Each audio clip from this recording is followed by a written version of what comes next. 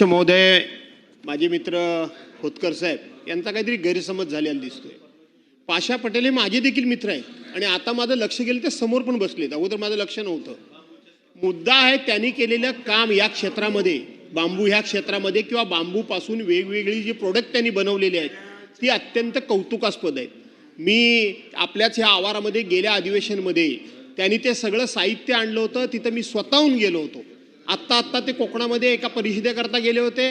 मला ते भेटायला गेले. प्रश्न तो नाही आहे की अशी कोकणामध्ये हे टिश्यू कल्चर एवढे चालत नाही एक, आणि म्हणून वाहतुकीचं काय, पाशा पटेलांच्या युनिव्हर्सिटीमधून घेतलं म्हणून माझा ऑब्जेक्शन नाही. युनिव्हर्सिटी दोनच दिल्यात, एक नांदेड आणि एक लातूर, आणि मग कोकणातल्या माणसाला हे ट्रान्सपोर्टेशनला कसं परवडेल म्हणून एखादी युनिव्हर्सिटी किंवा एखादी नर्सरी आपण कोकणात उभी करणार का, एवढी. पाशा पटेलांच्या कामाबद्दल आमचं काही ऑब्जेक्शन नाही. ठीक आहे, चला आता पुढे.